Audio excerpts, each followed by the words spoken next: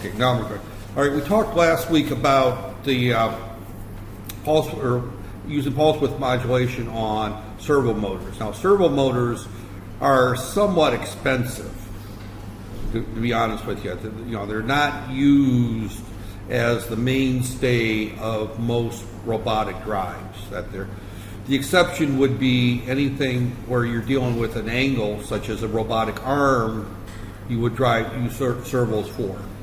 And as I mentioned, the robotic arms, you're checking the time. I got 12:17 is that there, so I started right on time.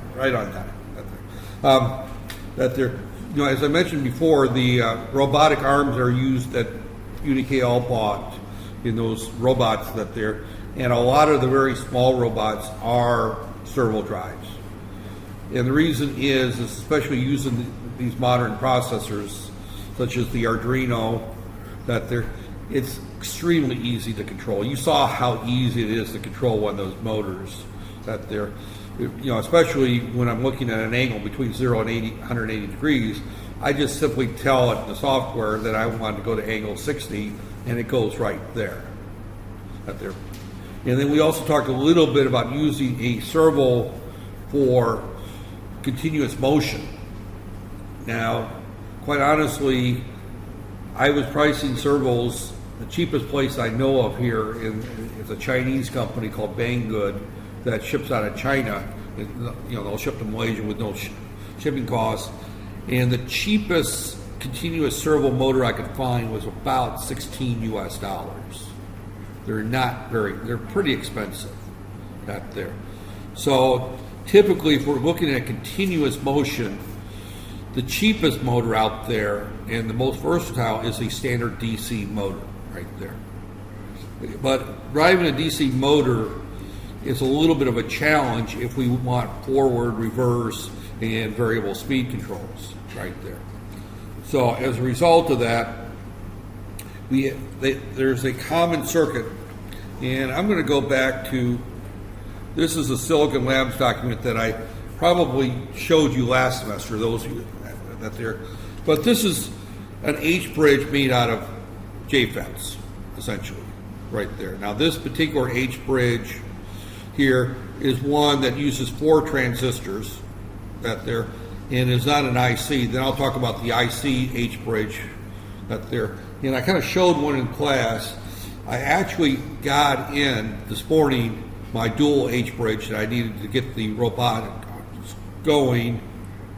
But as I said, it came in this morning, so I don't have it to demonstrate today. Hopefully by Thursday afternoon, I'll be able to put together a lab to demonstrate using the H-bridge and speed control on that there. But for right now, I'm just going to look at the Silicon Labs here, then I'll talk about the H-bridge module that's there. So what we've got basically here is we've got 2 motors, and let me save, and I'm going to put it there on the desktop. And the reason, it won't save it because no internet. So I guess I actually probably have got it someplace on my, was it AN190? I probably have this document on the PC somewhere. Not there. The reason I want is I want to be able to draw on it, and having it open in Chrome without saving it, I can't draw on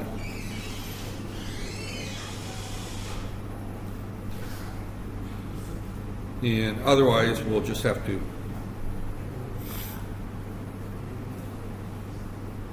And well, oh, here it is. Okay.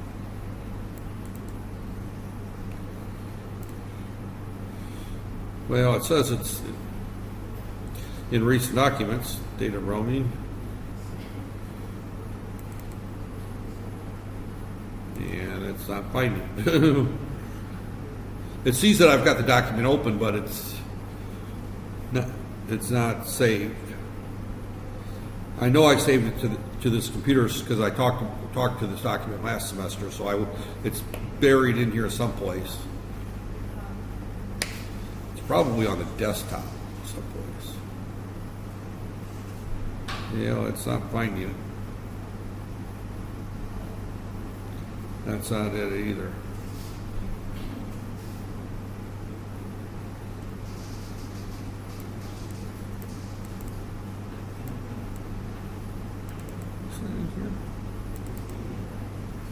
Nope. Looks like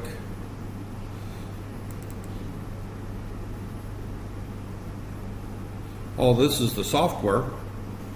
You know, that's the software this document talks about. That there.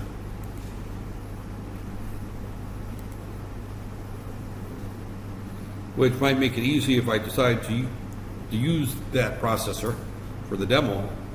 Although the H-bridge I have won't work with that software. And I'll talk about that here in a second. All right, let's assume I don't have the document since it's not there. Let's just do one more quick. Nope, it's not there. So evidently I didn't save it there. All right, I'll just have to talk without being able to write to it. This is actually a bad design in some ways. The design that there, but what basically we have to do on this particular one, and if we look at this right here, we've got port 1.2 that drives this particular transistor. We've got port 0.0 that drives this transistor. Notice that this one's got an inverter on it. This one here has got an inverter going to this one here, and this one's got an inverter going to that right there. So the idea of this right here is that we have going to this here, we're going to drive this, turn this transistor on and this transistor on at the same time. But we're going to drive this with PWM. This one we're just going to take to ground right there. So this one's going to turn this on and off, and then this one's going to then bring the motor out there. This one we will open, and this one we will open right there. So it operates very similar to if you look at a full scale, a bridge rectifier, which I am sure you've seen these before.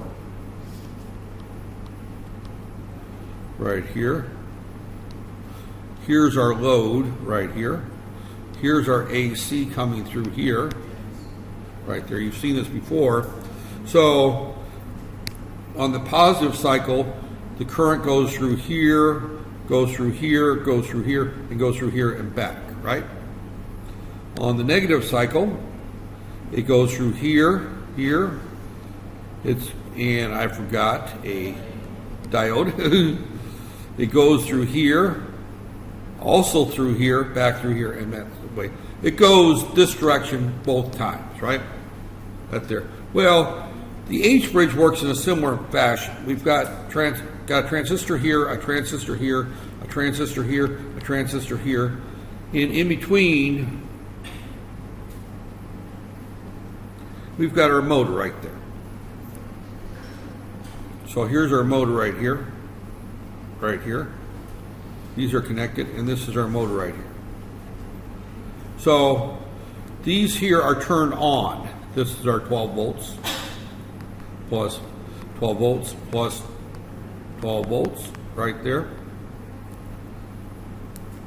plus 12 volts right there. So if we turn on this transistor and we turn on this transistor, our current flow is going to go this way. If we turn on this transistor and we turn on this transistor, our current flow is going to go this way. So we're actually doing the reverse of a bridge rectifier. What we're trying to do is we're trying to, through one power supply, direct the current in one direction or another right there. So when we do that, we're going to supply either a ground here or a ground here. One of the two is going to be grounded, the other one's going to be floating right there. And we're going to turn these switches on with a pulse width modulation on one or the other. So we control the speed with the top two, and we just set these accordingly.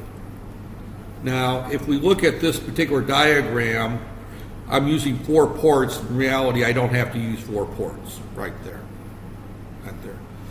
If you buy a commercial H-bridge, that there, and I'm going to have the same problem right here. This one here doesn't have the drawing, right there, because I don't have the internet. This one does have. This doesn't have the drawing either. So, but what I'm going to do here is I'm just going to blow up this. And I thought I had.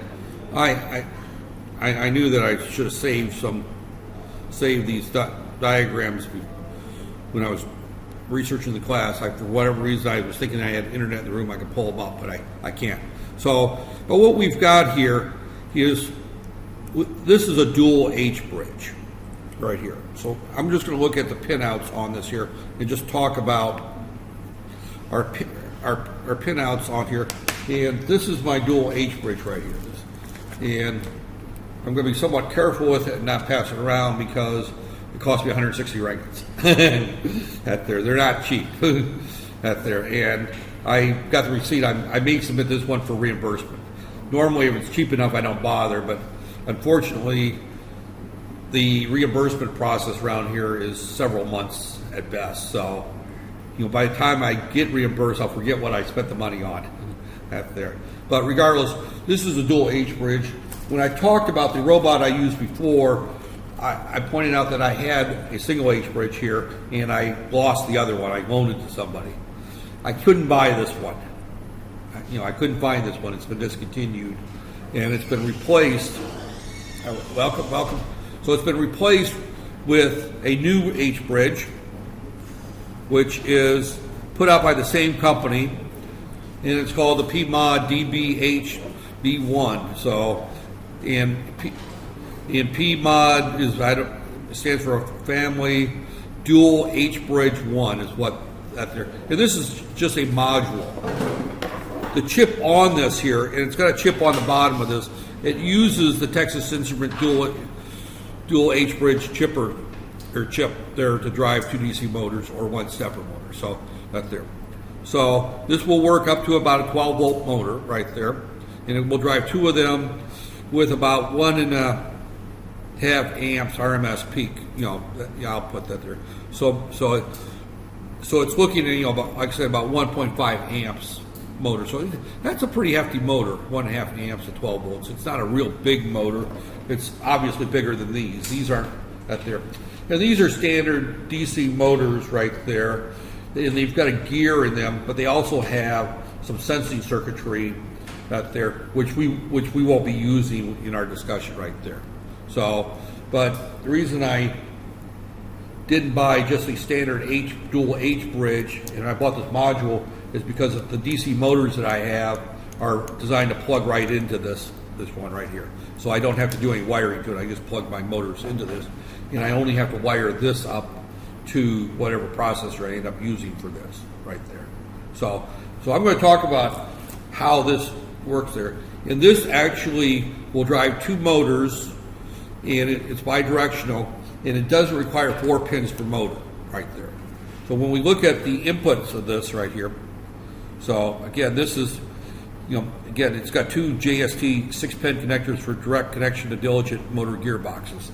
So since these are the motors I had, I wanted to buy the right part to drive these motors. If I was doing a design from scratch, I probably could have found a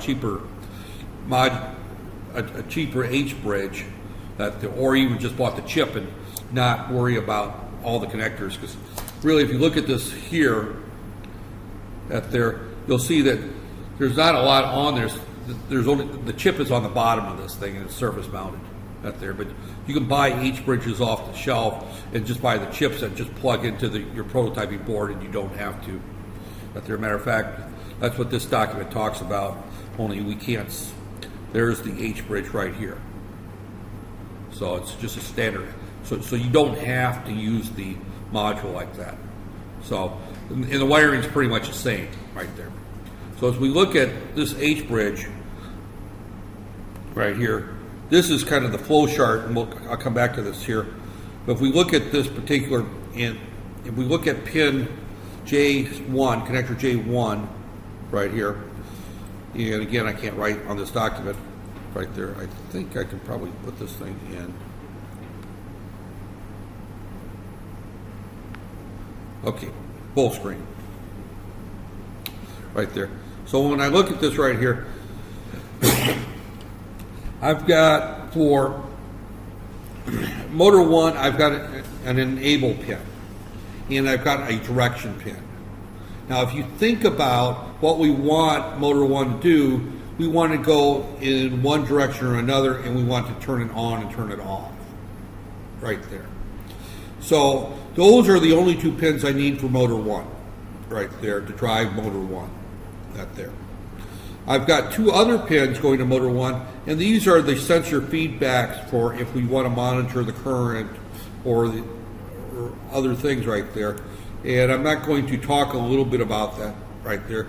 But jumper 1 right there, motor 2 uses enable 1 or enable 2. These are the jumper settings. So I can control which motor uses which direction. That there, I can have both motor 2 can use the same connectors as motor 1. Motor 1 we don't change. Motor 1 always uses enable 1 and direction 1. But motor 2 can use the same drive right there. So I've got some options right there. So jumpers 1 and 2, well, both we run from the same enable direction pins. So I'll have 2 bridge outputs be operated parallel to drive 2 motors with twice the currents, or 1 motor with twice the current, or to drive 2 motors exactly the same speed and direction right there. So that's why we have those jumpers. But when we look at that there, we've got the power supply for VCC, that's got to be 3.3 volts right there. That's a fix. That's got to go. That's what drives the H-bridge logic right there. Then we also have enable in direction 2 for driving the second motor, because this will drive 2 different motors right there. And if you remember, the project that I worked on this had 2 motors that had to be operated independently from each other. So we would use enable 1 and enable 2 separately, and direction 1 and direction 2 separately, right there. And then we have our sensor feedback, that there are power supply ground and our power supply as well that there. So we have 2 VCCs and 2 grounds right there. So those that there, and that's brought out from this little connector right here. Now, as it turns out, they're very kind in giving me, when I bought this thing for $16 US, you would think that they would include this, that there, the connectors to go to that there. So, and if I can open the little Ziploc bag without tearing it, I hate tearing these little Ziploc bags, but, and they gave it to me 2 ways, right there. Here's if I want to use it with both of them simultaneously, I can connect it right here, and I've got the connector there, or I've got the option of splitting them up like this right here, and this would go to, this would be the drive for and right there, and we have to assume the top is from, I'd have to look at the pin outs up there. Oh, yeah, the top is pin 1, so this is pins 1 through 6 is on this connector. That's for motor 1, and this is for motor 2. Right there, the connector for that there. So, and again, that's fairly easy to connect up to whatever processor I have using, and I probably don't have it with me. Probably, but there, my male-to-male jumpers right there between here and the board right there, or male to female, or depending on that there. But I would just stick a male jumper into these connectors right here, right there. So, matter of fact, I will pass this around if you promise to hold it by the cable, right there. So, but this is how you would connect to your processor board. So these connectors just go straight to the processor board, right there. That there. So if I want motor 1 to go, I will put either a 0 or 1 on the direction. That there, and that's what this table here gives me, is that motor 1 right there, motor control right there, and as you can see, we've got 4 possibilities. It's a digital signal with 2 bits in. 0, 0 means the motor's just going to stop right there. 0, 1 means it's going to go forward. 1, 0, it's going to be in stop mode. And 1, 1, it's going to go in reverse mode right there. And we don't have to give it pulse width modulation. We could just turn it on full speed in one direction or full speed the other direction. If we want to control the speed, we replace the enable with pulse width modulation right there. So 2 pins will drive a motor in one direction or another. And if you think about that, you want a motor to either go right, or, clockwise or counterclockwise, and you either want it stopped or you want it moving. That's there. So you have one pin to tell it that it's enable, which means spin, and you got another pin to tell it what direction. That's there. And the pin that you're telling it to spin, you have the option using pulse width modulation, so you can vary the speed in which it spins right there, very easily, right there. So we can do that with both motors. That's all we do with that there. Now, as it turns out, this happens to be a module that is used to control 2 motors of, and where'd that motor? Right there, like this type right here. So again, these motors, that's all there is to it. Now, the other thing that's not shown here is that we also have 2 other inputs here, right here. Actually, I see 3. My eyes are.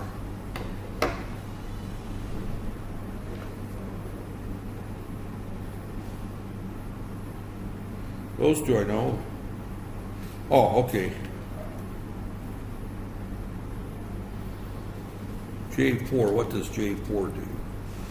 These two pin connectors right here are for my 12 volts, right there. So if you're going to run 2 motors, you would just connect them both to the 12 volts right there. So as we look at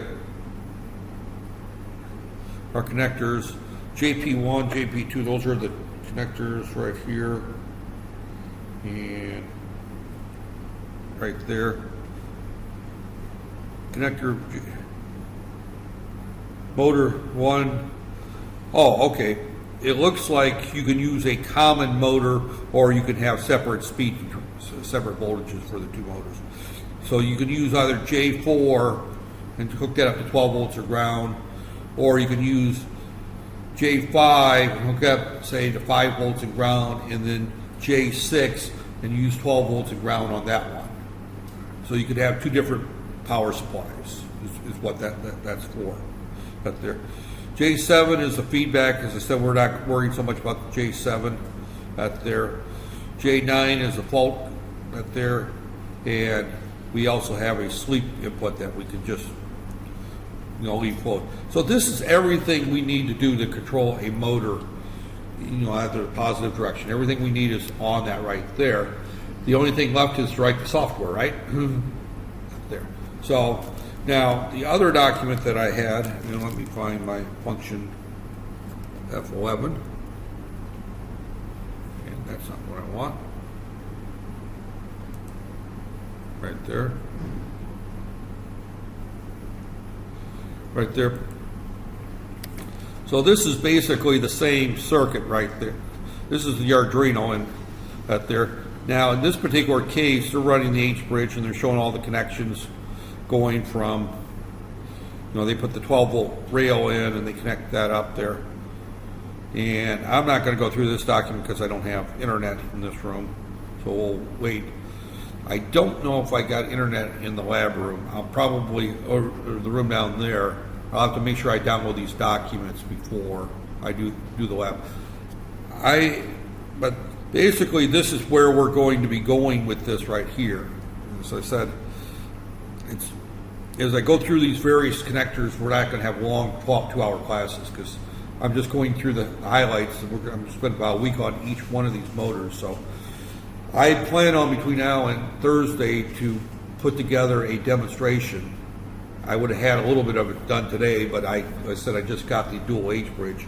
And what I want to do is drive both motors there.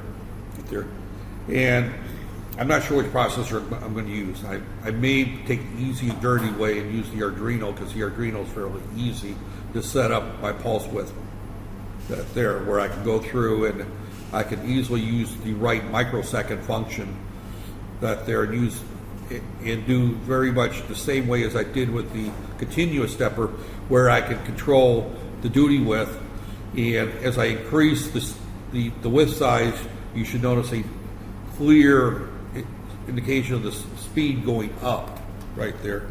And I do have the wheels so you can actually, I don't have the problem where I have to have someone hold this, but I can put the wheels on, you can see, you'll be able to see there. But this is basically the setup that we use right there. And the only thing left is we connect these 2 pins to each one of these goes to the processor right there. Right there, because if we look at this right here, well, we're gonna have to put the 3.3 volts that comes from the processor, the ground. So we'll have those 4 pins will be connected, and then we'll have also connected the enable and the direction in both directions. So it's a question whether or not I use the Arduino or whether I use the 8051. Or I could completely blow you away. I could bring in an HC12, since I already have that code written for this H bridge. Actually, I think I probably have it written using the wherever it's at, using the light sensors right there, right there. But this is really where we're looking at. And this is how we would control the speed of any robotic vehicle right there. And this is the most common way of doing it right there, is using pulse width modulation on an H bridge right there. And the reason they come in dual H bridge, I'm just going to leave that on there. The reason they come in dual H bridge is if you're controlling a remote control car or robotic car or a vacuum cleaner or whatever you're going to have as far as some type of mobile device, or mobile robot, you're always going to have 2 motors. So the need for and I'll just pass this around. Look at it right there. Just hold it by the cable right there. Don't touch the electronics. Possible right there. See basically how that works there. But there's very few applications in which you would run this thing without 2 motors. So where is my single H bridge?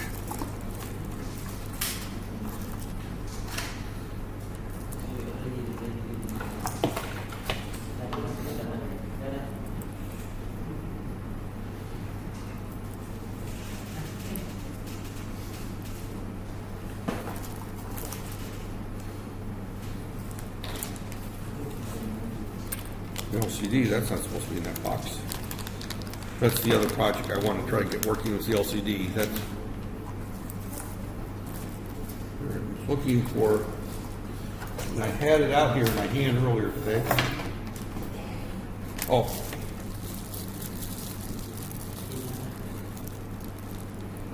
Oh, that's something completely different.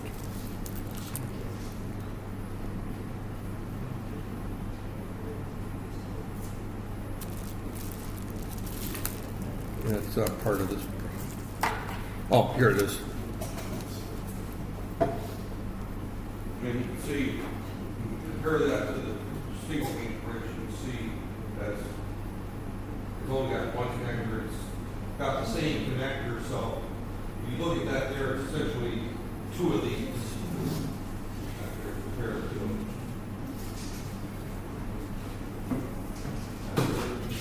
So this is what's the old way of doing it. You use 2 of these, and then we replace one of those. We'll pass it to the so that you're not going to come over and look at it with the guys. So, here's the single.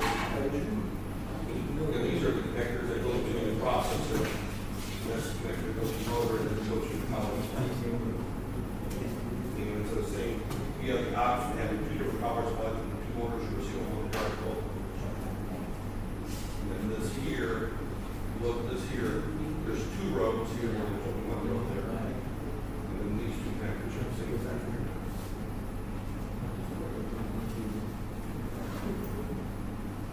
Yeah, like I said, the dual H bridge was not cheap, it was 164 rated, so. But the single one I can't find anywhere, they discontinued it. But there, I would have to think that it's probably somewhere in the 80 to 100 rated range. Right there. But from a design standpoint, I would, if I'm going to use two motors like we did with this robotic car, I would rather use the dual H bridge, because you've only got one component to mount and replace if it goes bad. Right there. And let me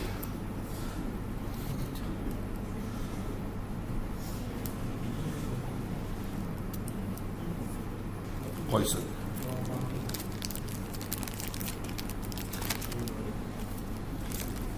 Put everything into one kit here. And they actually give they also give, as part of the kit, they also give the little header strips to go between this and the Arduino. So, but this is what, as I said, on Thursday, what I like to basically do is demonstrate this program, and then we'll move on to separate motors, and then we'll move on to a different topic. But that's going to cover almost all the drives in more detail right there. So, but the H-bridge and DC motors is the most common way of doing relatively small drives right there. Let me just put all this in my little goodie box here. Right there. And by the way, these DC motors here have considerably more torque to them than this servo does right there. Make sure I get it in there. So, as I said, my plan is to go through each of the motors. I was hoping to get the H-bridge in before, so I would have time to play with. So I'm going to be pushing it between now and Thursday out there. If it works, you see, this is where the Arduino becomes the more popular way, because if I want to just get it working between now and Thursday, the Arduino becomes a very popular way of doing it because it's very fast. And I can drive the Arduino with a 12-volt supply externally, and then supply the 12 volts to the motor from the Arduino. So I don't have to be carrying around separate power supplies or anything. So the Arduino becomes a very attractive choice right there. And as I said, this code won't work because this code is based on 4 outputs right there. And the code would have to be modified to use the H-bridge module. I don't know why Silicon Labs gave code this way. Probably because they're assuming that they're driving a much larger motor. That there. So that particular H-bridge there, it gives us about 1.5 amps, I said, per motor. So that doesn't, an 1.5 amps times 12 volts, you're talking 18 watts. That's not a hefty motor by anybody's standards. Out there, you're not going to drive a very big, you're not going to drive a golf cart with it even. Does everyone know what I mean by a golf cart? That they're typically electrically driven, and they're going to microprocessor controls out there. And it's looking at the steering wheels, and the steering wheels actually don't turn the wheels on some of the modern ones. All it does is adjust the speed of the back wheels, the drive wheels out there. You see, but you couldn't drive a 2 golf cart or lawnmower type out there. But because this type of drive is becoming very popular, you don't see it here, but you'll see it in the U.S. They have these robotic mowing machines that they'll turn loose on a golf course that there, and it will go through and they pre-program the map of the golf course in there, and it will go through and mow the grass on the golf course without paying somebody to push a mower or drive a tractor. Out there, you don't see it in Malaysia because they're very expensive, and it's cheaper to pay a Bangladeshi immigrant to go around with this little hedge. I've seen the way they mow the grass here with the little hedge trimmers, or we call those trimming tools in the U.S. We don't cut grass with them. They're just way too slow. It takes way too long, and they're way too dangerous. But you use those to just trim around the buildings that there. But you use an actual push lawnmower out there. But we pay somebody in the U.S. to mow the grass on a golf course or a large. I lived in a condominium complex where they mowed the grass, and they to pay somebody to go around with a push mower or ride the tractor, you're paying that person around $12-15 per hour. The salary rates for that kind of work in countries like the U.S. or Australia or UK or Germany is much higher than what the salary rates. I suspect they're paying the guy walking around with the little trimmer cutting the grass, around campus. I suspect they're paying him probably about 600 or 700 ringgits per month. Or that's about a day's wages for somebody in the U.S. doing the same job. So as a result, they don't want to pay that guy 600 ringgits a day for mowing the grass. They'd rather, buy a $2,000 automatic grass cutter and buy it once and then just have it cut the grass. Plus, the lawnmower doesn't call in sick. It sits in the garage. And one person goes out there and turns on 4 or 5 of them, and then just walks around and watches it work. And then it's pretty easy work to sit there and watch your robots cut the grass. That's easy work. Maybe it's factor of geography. Geography. Yeah. Maybe in US the land is. Well, golf courses are going to be cleared out, and they're going to be sloping that there, so the robots could go over them fairly easily. You wouldn't. If you're going to use a robot to cut the grass, you also have to put things like sensors in to look for rocks. You've got to put in some other things. You just can't. We're only talking the drives here and how we control moving it, but the microprocessor built into it, the computer built into that, it's also got to have a camera where it's looking for kids, dogs playing. It's got to know if it's going to go over a big pile of dog poop. Actually, we had a golf course where I used to live. I lived in an apartment complex that had their own golf course on site and they had a big problem with the geese droppings. They'd have these great big geese that would come and fly onto the golf course, and they would be piles this big. So if they're cutting the grass, they've got to prepare for that, because the lawnmower's going to go over that, and unfortunately, it's going to throw that at all the golfers who happen to be playing golf nearby. So it's got to be smart enough, not to run over the geese poop when there's golfers standing right next to it out there, because otherwise that kind of ruin your day, wouldn't it? Having the lawnmower go over a pile of doo-doo and spray it all over you, and get your pants all dirty while you're trying to tee off. That doesn't sound like a very pleasant day. So there's all kinds of things when you look at these electric robotic mowing machines that they have to take into consideration out there. And what does it do if it does hit a rock that misses?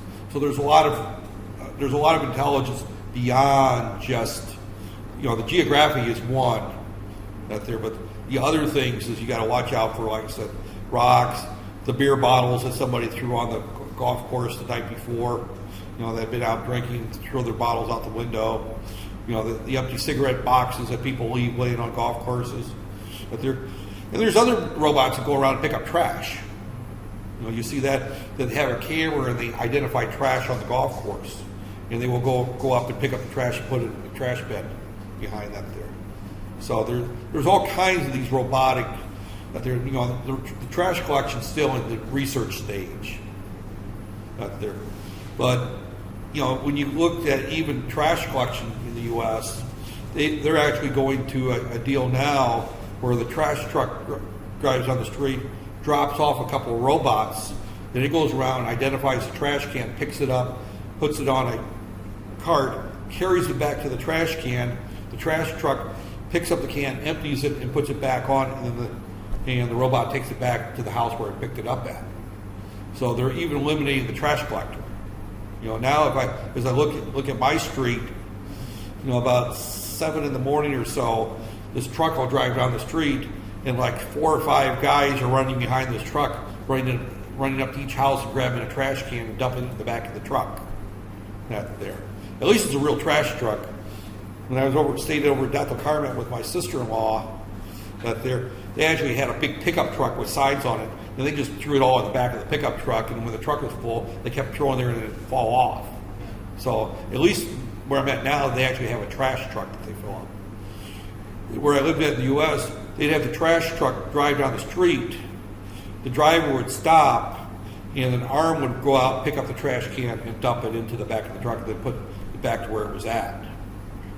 But he had to stop in front of each and every house, and he had to manually control the arm, and once he had it picked up, then he would empty it, and then he'd have to manually put it back where it was at. He didn't get out of the truck, but he did with a little joystick in the cab. But you can see where the use of automation and robots, and I consider that a robot arm that came down and picked up the trash can, how it's eliminating jobs in countries that people are expensive. And without getting into a political commentary, I keep hearing how Malaysia wants to move to a high-income society, right? That's the goal.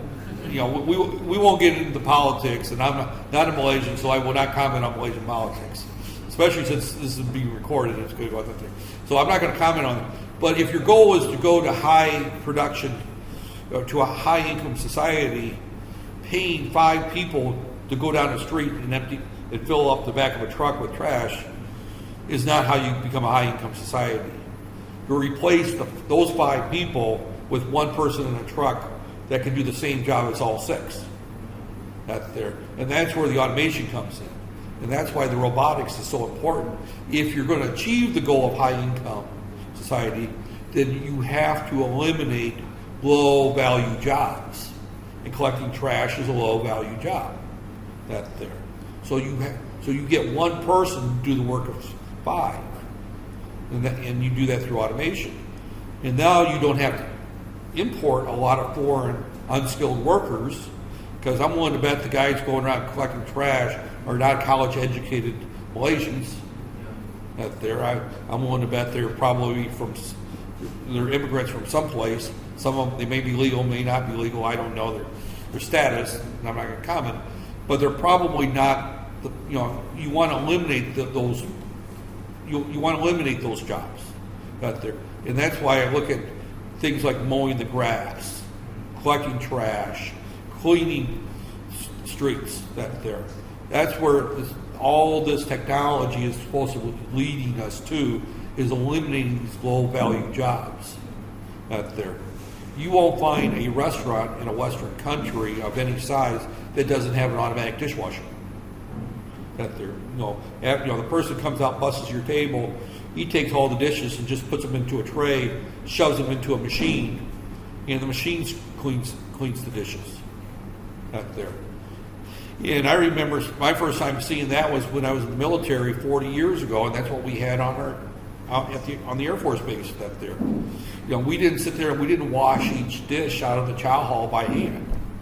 We would knock off the big chunks of food into the trash, but then we would put all the plates and dishes, and they would go through this machine that would then power wash them, get them cleaned out there.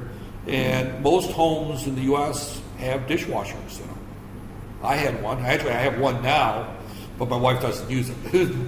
Out there, I give her a hard time that we spent, 3,000 or 2,000 ringgits for this machine to wash the dishes, and she washes them by hand. But that's a that's a traditional, out there. So, but I guarantee you, when I was single living by myself, I didn't wash dishes by hand. I'd much rather sit in my recliner and read a book or watch TV than be standing there at the sink washing my dishes when I had a machine that would do it for me. So, as I said, I'm getting way off the topic, but you can, I'm trying to get across the motivation of why we're doing this stuff here, that they're in these low-cost jobs.